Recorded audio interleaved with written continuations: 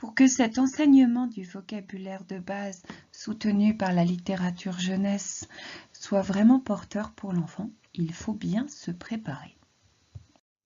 Évidemment, pour que ça marche, il va falloir bien choisir son livre.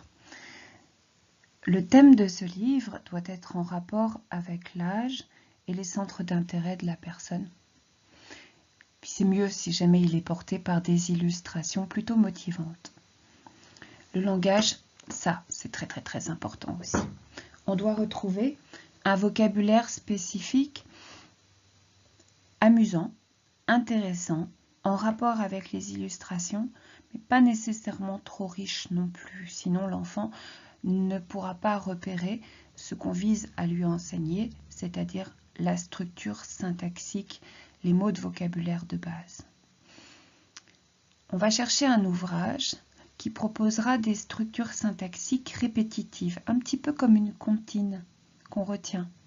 Ces structures syntaxiques peuvent être purement répétitives et donc revenir comme une phrase qui donne le rythme de l'histoire, mais on peut également les trouver par accumulation. Enfin, le livre doit proposer des fonctions du langage variées. Étudions l'enseignement du vocabulaire de base porté par la littérature jeunesse grâce à ce livre qui s'appelle La petite boîte d'Éric Battu, qui est édité chez Didier Jeunesse et qui, vous allez le voir, propose une structure répétitive. Il s'agit de l'histoire d'un petit roi qui traverse son royaume en portant une mystérieuse petite boîte dont nous ignorons totalement le contenu. La thématique est clairement destinée à un enfant plutôt jeune qui a encore une routine pour se coucher. En feuilletant les pages, on va repérer la répétition. Comme vous le constatez, les mots répétés sont le roi avec sa petite boîte et mais qu'y a-t-il donc dans cette petite boîte? La structure répétitive de ce petit livre en randonnée, c'est le roi avec sa petite boîte et cette phrase ritournelle « Mais il y a quoi dans cette petite boîte ?» On les retrouve dans les 3/4 du livre à peu près.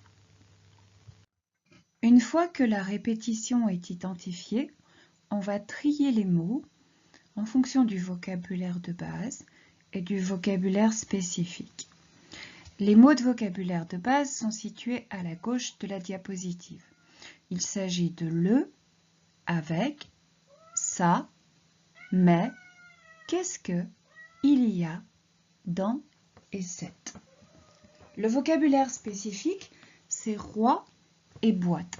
Mais vous verrez qu'à droite, il y a également noté le mot petite, qui en réalité est un mot de vocabulaire de base, mais qu'on va peut-être placer de façon légèrement arbitraire du côté du vocabulaire spécifique parce qu'en réalité, on ne va pas enseigner le concept de taille.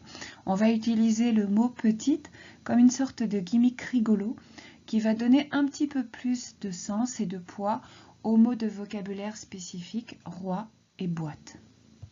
Une fois que l'on a identifié les mots de vocabulaire spécifiques sur lesquels s'appuyer, les mots de vocabulaire spécifiques en règle générale, ce sont des mots qui vont ancrer le sujet dont on parle.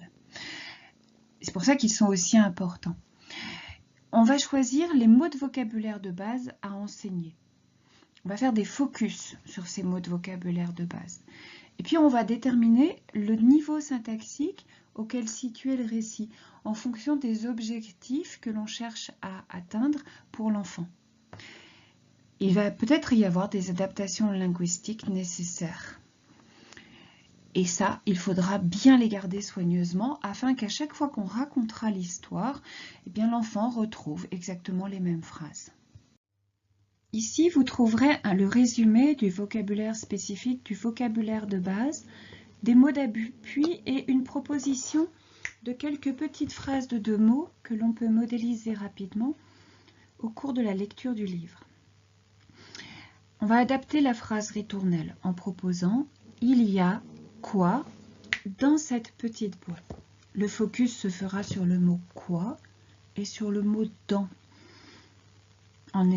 avec l'objectif que les enfants puissent rapidement dire « c'est quoi ? Il y a quoi ?» et « dedans » ou bien « dans ». Les mots de vocabulaire spécifiques seront signés, de même que les mots d'appui. Alors les mots d'appui, je les appelle comme ça, mais ce sont des mots qui permettent de retenir plus facilement la ritournelle. Il y a quoi? Il y a entraîne quoi? Petite boîte. Petite boîte permet de mieux se représenter le mot boîte que boîte tout seul, par exemple. Il s'agit ensuite de repérer ces mots dans les tableaux de vocabulaire de base de façon à pouvoir les modéliser, c'est-à-dire les utiliser devant l'enfant de façon vraiment naturelle, sans casser le rythme de l'histoire. Vous avez sous les yeux 2 tableaux de vocabulaire de base en français. À gauche, celui de Snap plus Core First de Toby Dinavox et à droite, celui de Proloco2Go d'Assistiveware. Vous voyez qu'il peut y avoir des petites différences. Par exemple, dans le tableau de vocabulaire de base d'Assistiveware, on peut trouver tous les mots qu'on avait choisi de représenter, comme quoi, avec, dans et mais, alors que dans le tableau de Snap plus Core First, on ne retrouve pas dans qui est rangé dans les listes de mots, dans les descriptions. Par contre, dans le tableau de Snap plus Core First, on pourra accéder à une grammaticalisation automatique des verbes. Il va falloir se préparer à son rôle de lecteur. Un lecteur doit être un petit peu stimulant pour l'enfant de façon à soutenir son attention quand elle s'échappe, doit porter le texte, mais doit aussi étrangement se faire un petit peu oublier de façon que l'enfant puisse se concentrer sur les images et sur les mots qui sont énoncés. Il doit être aussi un partenaire de communication prêt à poser des questions intéressantes et à discuter avec l'enfant. Car, comme vous pouvez le lire un livre avec son enfant, c'est très bien. Mais lire un livre avec son enfant et en discuter avec lui, c'est encore mieux. Du coup, il faut préparer quelques questions ouvertes pour susciter le dialogue. On sait en effet que les questions ouvertes sont une des consignes qui permettent le mieux de stimuler l'utilisation d'un dispositif de CA de façon naturelle par l'enfant. Ces questions, il faut être prêt à les modéliser sur le tableau de vocabulaire de base. Et puis, vous pouvez également préparer 1 ou 2 objets, mais pas davantage, pour jouer avec l'histoire. Par exemple, on peut avoir en tête des petites phrases comme « Moi, je ne sais pas ce qu'il y a dans cette petite boîte. Je ne sais pas. » Et on pointe le mot « pas ». Tu en penses quoi, toi? Et on pointe le mot « pense ». On regarde? Allez, on tourne encore la page. Qui est-ce qui lit? Et à ton avis, il y a